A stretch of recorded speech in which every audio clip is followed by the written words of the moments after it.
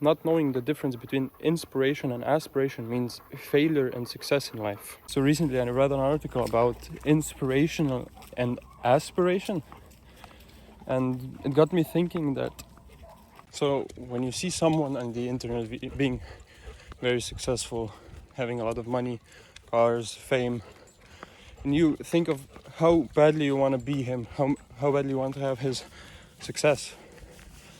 That's called aspiration.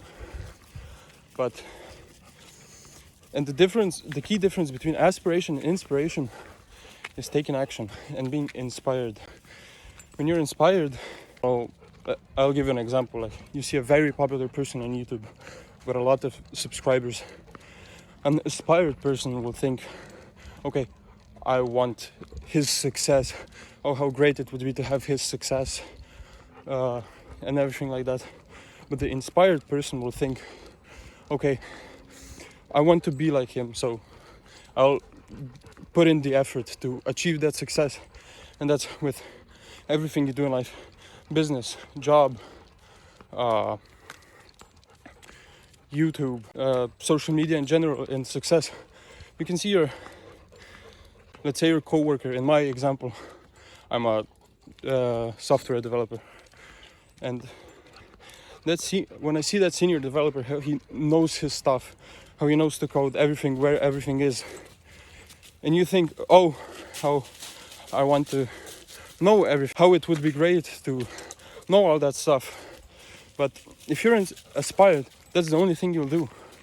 When you're inspired, you think, okay, I need to put in the effort, I need to learn coding, I need to learn every technology that he knows how to use to make his job very, very easy. And that's the key difference, is the input after that line of thought.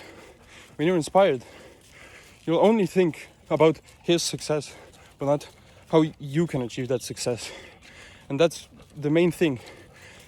And aspiration can be the end of your whole career, because it will make you depressed. When you see a successful person, let's say in a really, really nice car or a mansion, then you think to yourself, he's so successful, he has a lot of money, but that's it. You don't actually think about how much effort it takes to achieve that, and that is actually achievable, not just, oh, he's lucky. So when you see a person online, let's say on Instagram, and he's very, very famous, when you're inspired, you think, oh, I want to be him, I want to have his success. And then you compare yourself to where you're right now. So let's say I'm 20 years old, and I'd look at very popular people. Let's say Alex Hormozy, he's very, very successful. And if I would compare myself to him, and say he has multi-million dollars, he's even in multi-$100 million, and say, okay, by this and this age, he did this and that.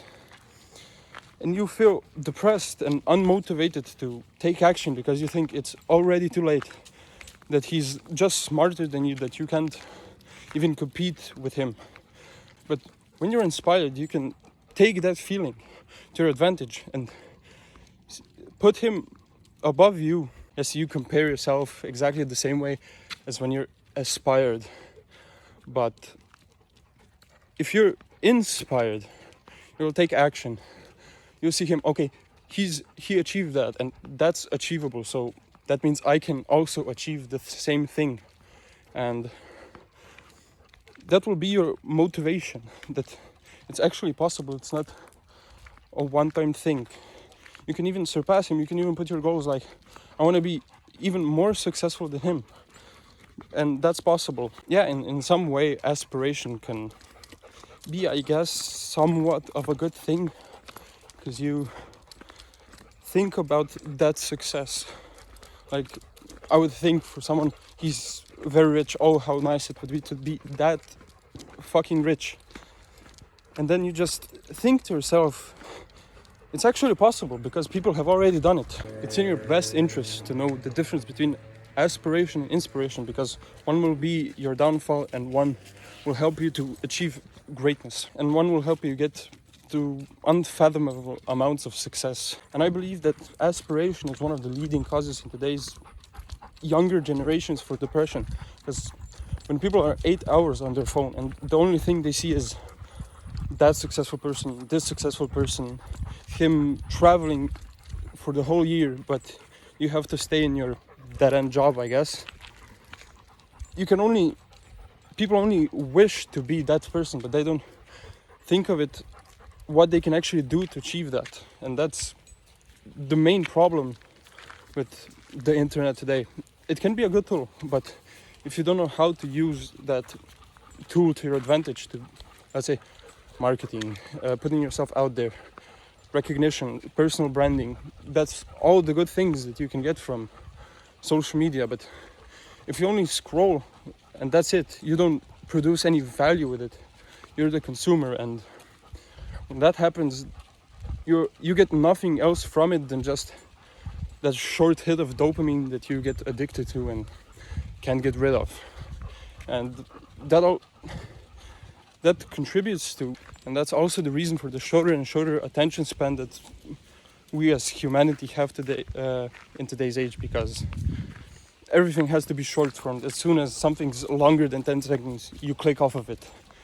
And those 3 beginning seconds of a video are the most important for viewer attention, because as soon as someone sees no value or no dopamine hit from the start of your video, he already knows that the video is going to be boring, and he's going to click off and go watch something else that will stimulate his brain. That's it. And that's the key to having a good engagement. That also Stephen Butler talks in The Diary of a CEO. I'll be reviewing his book because that's my second favorite book that I've read, and I think I've learned a lot of good quality stuff from his book. But I went off topic, so you need to know the difference between when you're aspired and inspired, because when you figure that out, things become a lot easier for you to understand and to get motivated.